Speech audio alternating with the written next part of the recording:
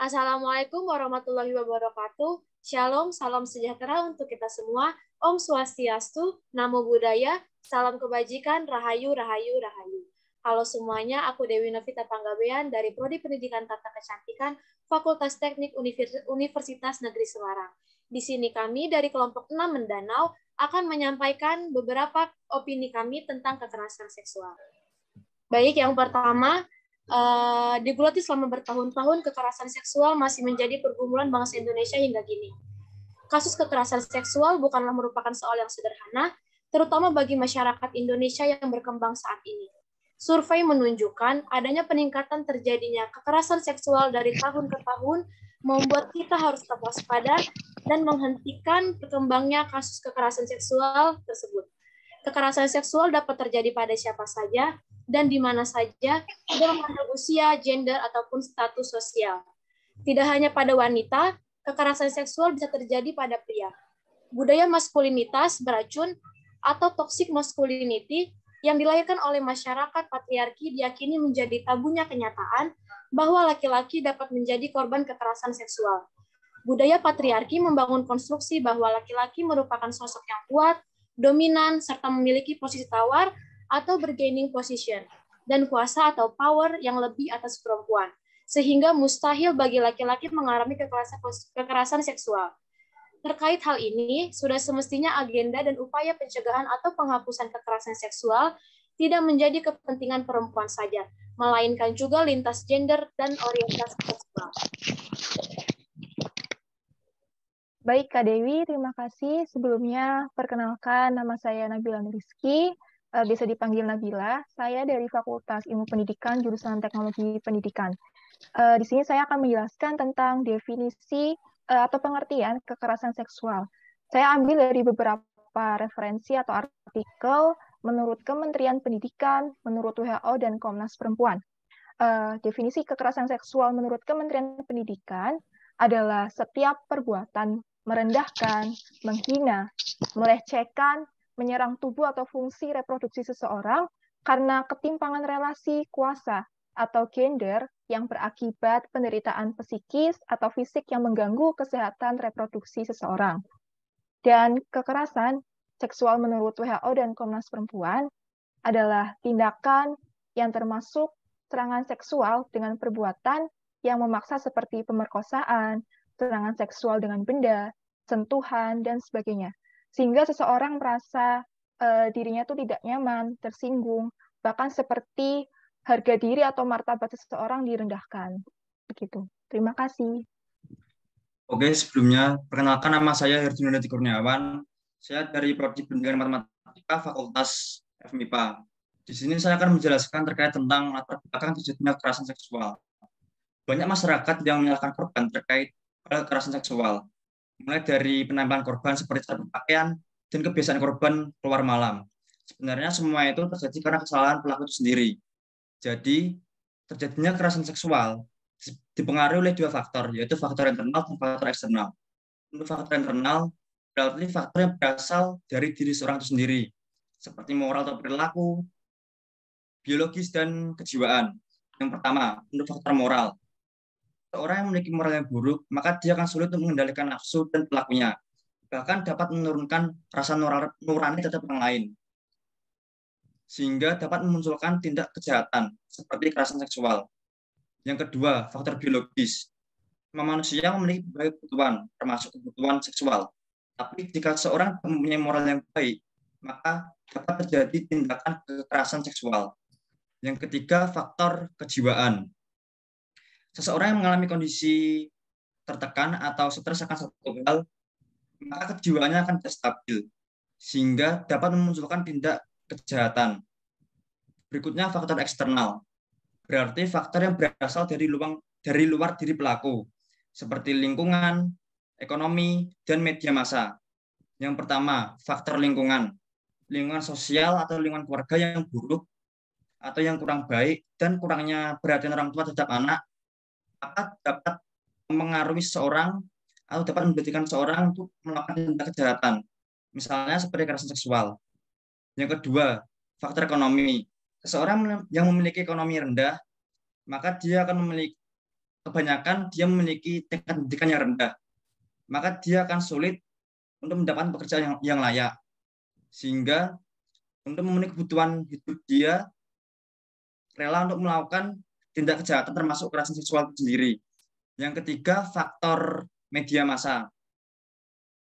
Kebiasaan menonton video pornografi dan beredarnya berita terkait kekerasan seksual dapat membuat seseorang yang memiliki moral buruk memunculkan keingintahuannya untuk melakukan tindakan tersebut. Sekian, terima kasih. Baik, terima kasih. Selanjutnya saya Isti Homsah dari Prodi Pilihan Bahasa Jepang, Fakultas Bahasa dan Seni, kelompok 6 Mendanau akan menyampaikan opini tentang jenis kekerasan seksual verbal. Sesuai dengan Permendikbudristek nomor 30 tahun 2021, kekerasan seksual verbal berbentuk penyampaian ucapan yang memuat rayuan, lelucon, dan atau siulan yang bernuansa seksual pada korban.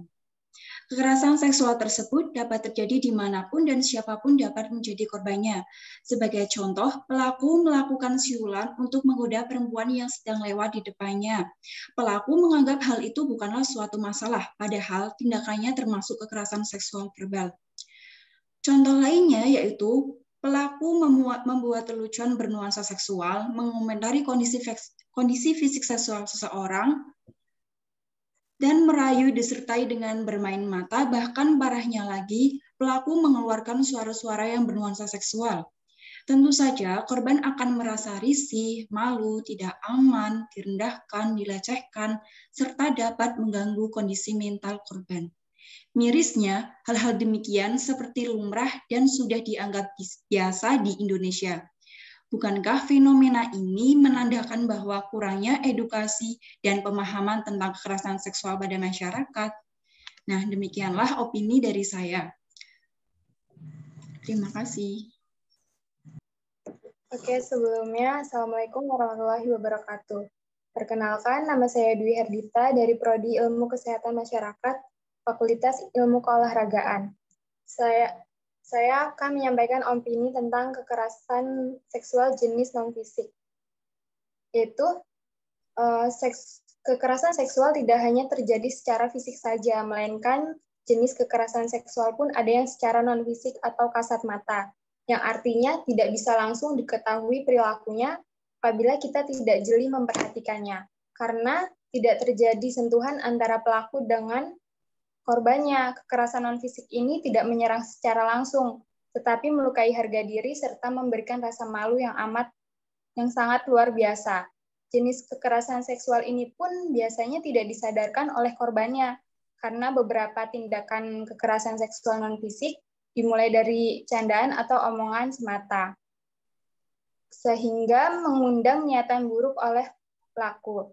Perilaku kekerasan seksual non-fisik seperti menggoda, komentar seksual, lalu lelucon kotor seksual seperti abis keramas nih, semalam main apa, abis digarap berapa kali, pasti capek ya.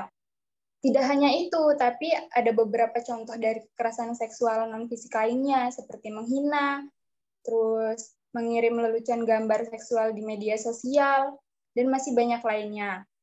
Maka kita harus lebih jeli untuk tahu bahwa perilaku atau kejadian tersebut termasuk ke dalam kekerasan seksual non-fisik atau tidak. Terima kasih. Baik, sebelumnya Assalamualaikum warahmatullahi wabarakatuh.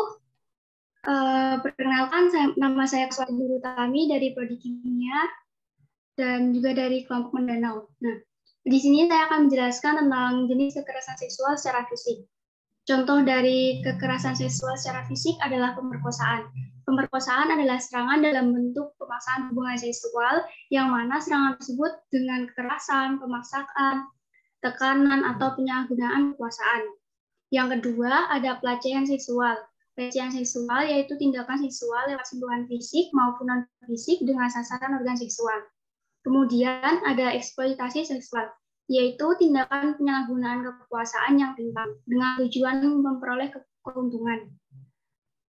Lalu ada penyiksaan seksual, yaitu tindakan khusus yang menyerang organ seksualitas hingga menimbulkan rasa sakit atau penderitaan yang hebat. Contoh selanjutnya adalah perbudakan seksual, yaitu situasi di mana pelaku merasa menjadi pemilik atas tubuh korban sehingga berhak melakukan apapun. Nah, pada intinya, kekerasan seksual secara fisik itu identik dengan pemaksaan terhadap suatu tindakan seksual pada tubuh orang lain. Sekian, terima kasih. Oke, baik. Selamat malam semuanya. Di sini perkenalkan, nama saya Karun Enrika. Saya dari jurusan Pendidikan Guru Sekolah Dasar Kelompok Mendanau. Di sini saya akan memberikan opini saya mengenai pelecehan seksual secara online atau secara daring, di mana pelecehan seksual sendiri adalah perilaku seksual yang tidak diinginkan pada platform digital apapun. Dan ini bisa terjadi di antara kita semuanya atau di antara siapapun secara online. Jadi kita bisa mengalami ataupun orang-orang di sekeliling kita, bahkan yang sudah lebih tua daripada kita. Dan sama seperti kekerasan berbasis gender di dunia nyata, tindakan kekerasan tersebut harus memiliki niatan atau maksud yang melecehkan korban berdasarkan gender atau seksual. Nah, dari pelecehan seksual online ini ada beberapa macam-macam nih teman-teman. Yang pertama adalah trolling, di mana trolling ini adalah berupa hinaan, makian, candaan, atau komentar yang bermuatan seksis, atau yang menyerang ketubuhan baik berupa gambar ataupun tulisan sama seperti yang sudah dijelaskan sama teman kita tadi ya.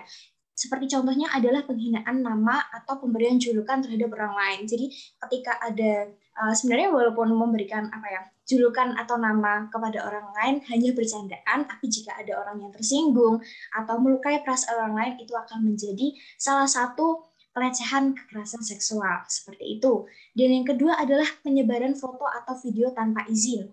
Nah, kalau misalnya penyebaran foto atau video tanpa izin ini pasti akan menjadi pelecehan juga ketika tidak izin dengan orangnya secara langsung atau yang berkaitan, seperti itu. Terus yang ketiga adalah online stalking. Nah, ini teman-teman semuanya pasti tahu ya yang namanya stalking Instagram orang atau media sosial lainnya. Jadi ketika kita melakukan stalking yang tidak benar atau tidak berkenan, itu akan menjadi pelecehan seksual juga, gitu. Dan yang selanjutnya adalah peretasan akun, di mana sebagai contohnya adalah menghack akun nih teman-teman. Pasti ada nih yang mungkin salah satu dari teman-teman semuanya ada yang sudah mengalami ataupun jangan sampai kita mengalami penghackan akun, di mana penghackan akun ini termasuk dari pelecehan seksual jika tidak orang yang bersangkutan tidak mengetahui, seperti itu.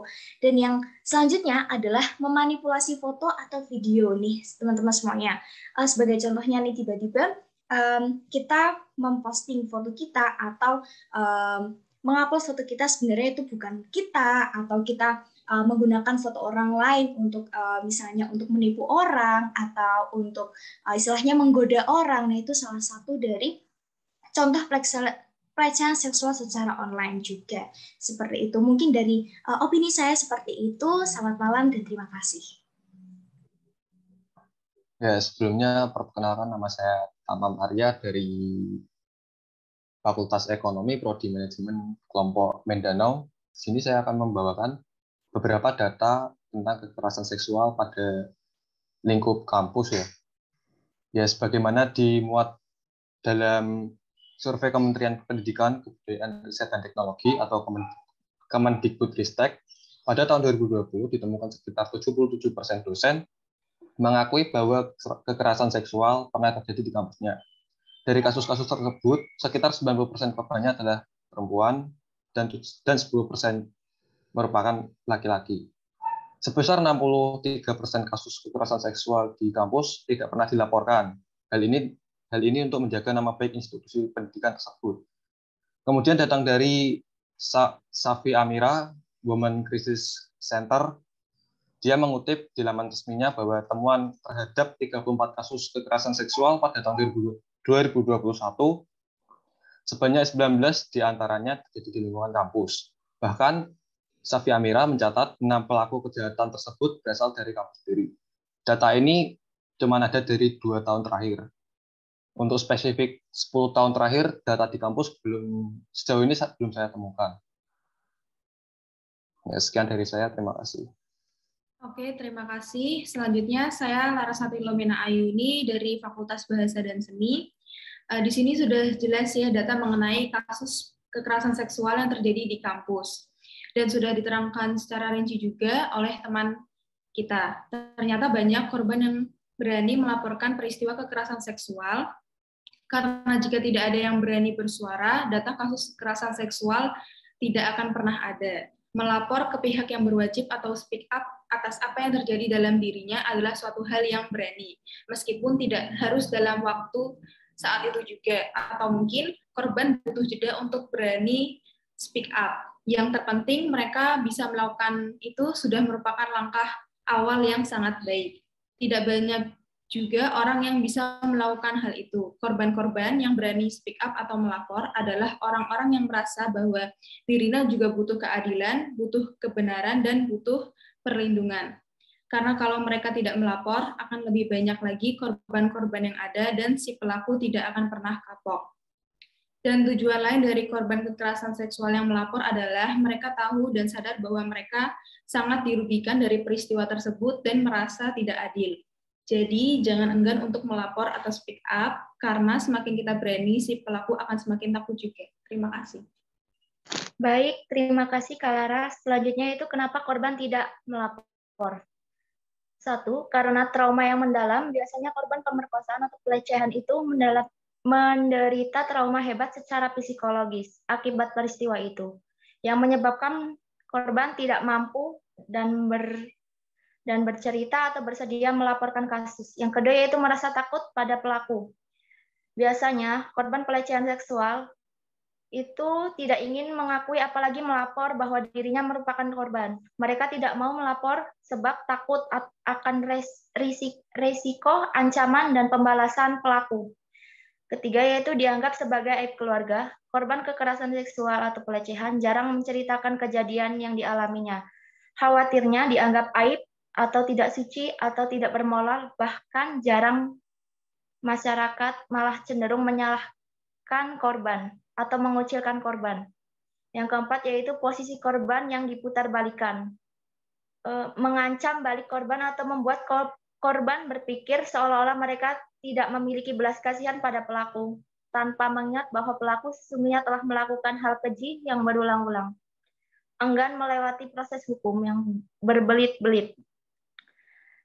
Korban biasanya itu melaporkan kasus setelah kejadian itu lama. Jadi untuk melaporkannya itu semakin sulit untuk mengungkapkan buktinya.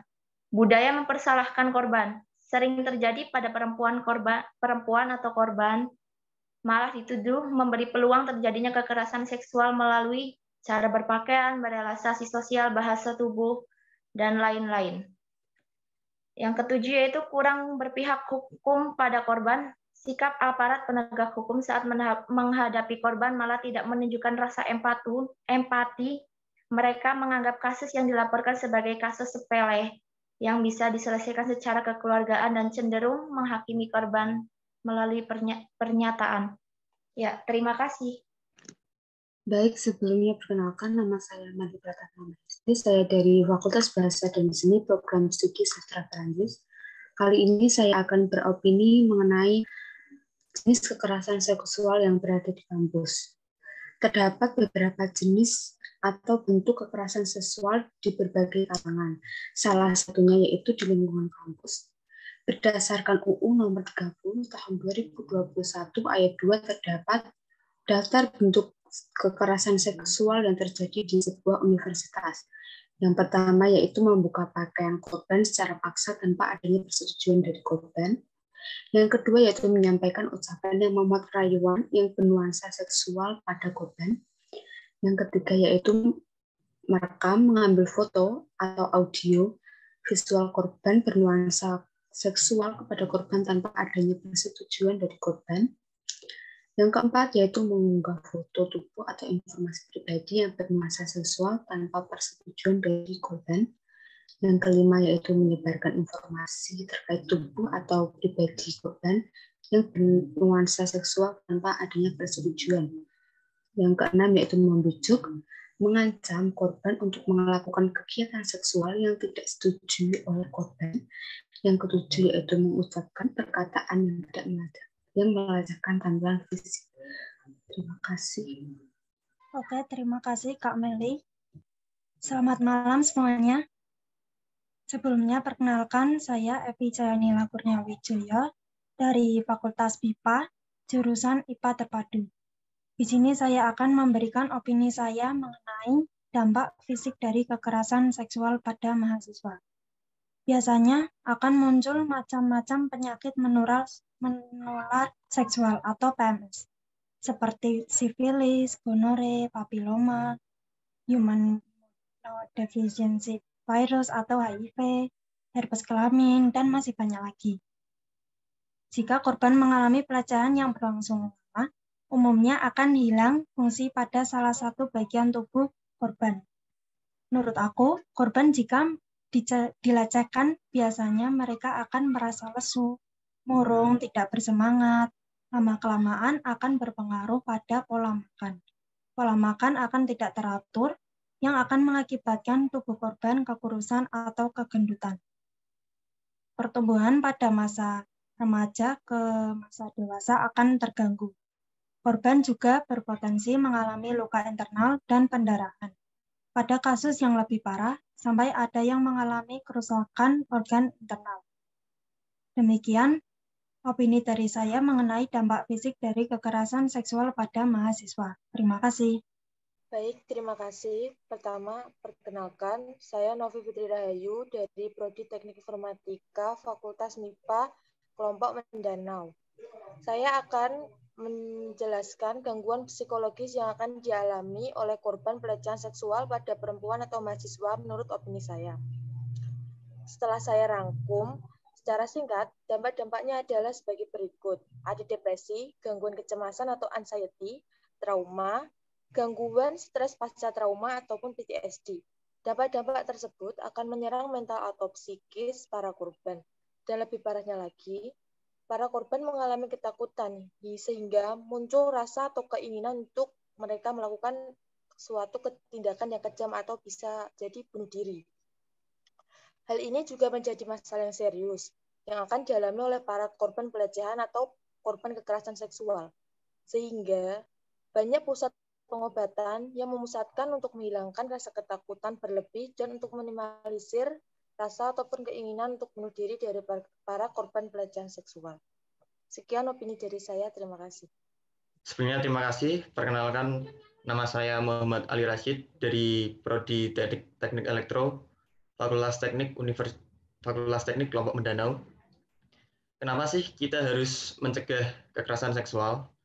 Karena menurut saya, kita sebagai generasi penerus bangsa, kita harus menghindari dan mencegah kekerasan seksual. Kekerasan seksual hanya akan mengakibatkan yang pertama, terputusnya sekolah, yang kedua, penyebab penyakit HIV atau AIDS, yang ketiga, masa muda kita akan terganggu, yang keempat, kita tidak bisa mendapatkan pekerjaan yang lebih layak bagi kita nantinya. Yang kelima, kekerasan seksual menimbulkan depresi atau trauma bagi korban. Dan masih banyak lagi dampak negatif dari kekerasan seksual. Oleh sebab itu, sebagai pemuda generasi penerus bangsa, kita harus memerangi kekerasan seksual. Karena kekerasan seksual merusak generasi-generasi yang unggul, dan kekerasan seksual hanya akan merugikan diri kita sendiri, keluarga, teman, kerabat, bahkan negara. Sekian, terima kasih. Oke. Saya Karisma Syifa Aulia dari Prodi Akuntansi Fakultas Ekonomi Kelompok Mindanao. Izin menambahkan opini saya mengenai upaya preventif dari diri sendiri. Yang pertama, mencari tahu apa itu kekerasan seksual. Kita harus memahami apa yang dimaksud dengan kekerasan seksual itu sendiri, supaya kita bisa tahu tindakan-tindakan yang termasuk kekerasan seksual itu apa saja. Pasalnya, kebanyakan kasus-kasus kekerasan seksual terjadi akibat pemahaman yang minim tentang kekerasan seksual itu sendiri. Lalu, menurut saya adalah memberi batasan terhadap sesuatu yang berhubungan dengan seksualitas. Batasan yang dimaksud di sini seperti tidak membiarkan orang memegang atau menyentuh kita secara sembarangan, menghindari obrolan yang menjurus ke seksualitas, atau semacamnya. Lalu, senantiasa mengkomunikasikan perasaan kita. Hal ini dilakukan agar kedua pihak merasa nyaman, dan apabila ada sesuatu yang membuat tidak nyaman, maka kita berhak untuk menolaknya. Kemudian, bersikap waspada dan tegas terhadap orang lain, terutama lawan jenis, agar mereka tidak mudah untuk memperdaya kita. Dan yang terakhir menurut saya adalah belajar melindungi diri sendiri dengan mengikuti kelas bela diri, silat, karate, atau semacamnya, atau senantiasa membawa alat perlindungan diri. Sekian opini dari saya, terima kasih.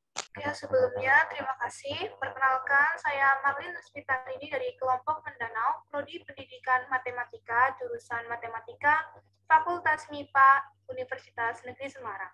Di sini saya akan menyampaikan opini saya tentang upaya preventif dari keluarga dan masyarakat mengenai kekerasan seksual di perguruan tinggi. Seseorang yang minim pengetahuan tentang kekerasan seksual itu seringkali salah akan hal ini di kalangan keluarga, salah satunya disebabkan oleh tabunya masyarakat. Pengetahuan seksual bukan hanya tentang organ seksual secara ilmiah, tetapi juga tentang perilaku bagaimana kita menunjukkan kasih sayang. Komunikasi dalam keluarga setiap hari juga sangat penting. Meskipun sudah ada payung hukum yang kuat untuk melindungi kita dari kekerasan seksual, namun edukasi tetap menjadi komponen paling penting. Kita sendiri juga perlu membentengi diri dari kekerasan seksual. Bahasa kasih, bahasa cinta, dan bahasa emosional juga merupakan bagian dari pendidikan kekerasan. Kita juga harus terbuka terhadap keluarga. Lingkungan yang kondusif juga berpengaruh untuk meminimalisir terjadinya kasus kekerasan seksual.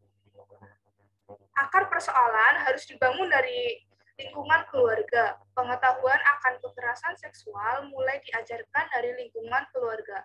Masyarakat juga harus aktif, mulai dari adanya sosialisasi, khususnya ke generasi muda pun perlu dilakukan, agar dapat membekali diri dari resiko kekerasan seksual yang mungkin terjadi di lingkungan kampus. Generasi muda sekarang harus banyak mendapatkan pengetahuan mengenai kasus kekerasan seksual.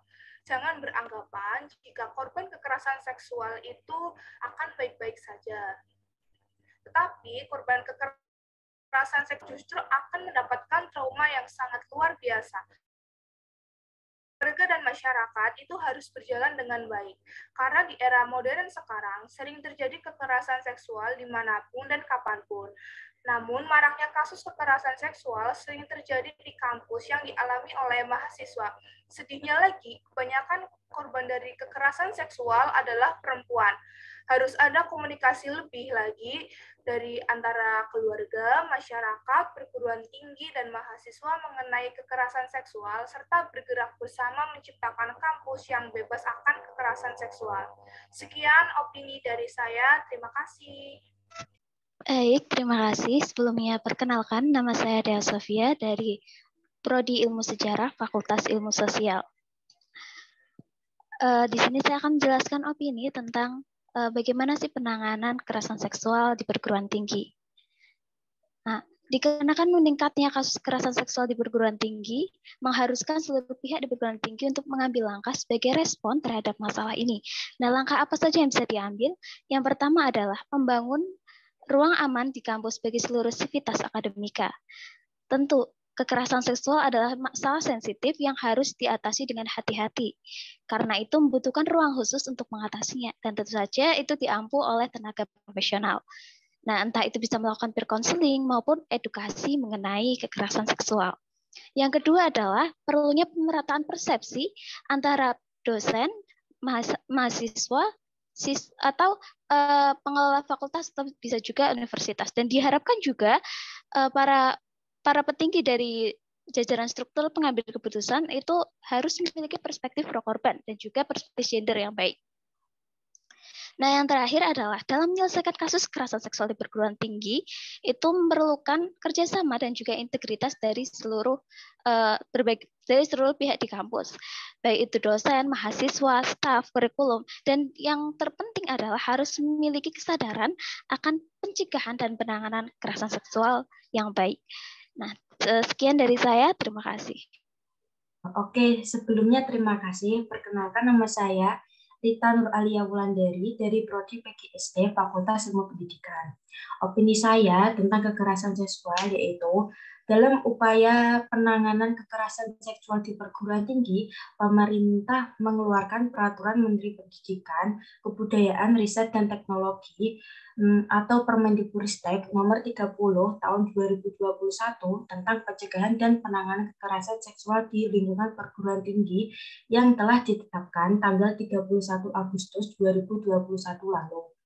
Permendikbudristek nomor 30 tahun 2021 hadir sebagai langkah awal untuk menanggapi keresahan mahasiswa, dosen, serta masyarakat perguruan tinggi lainnya tentang kasus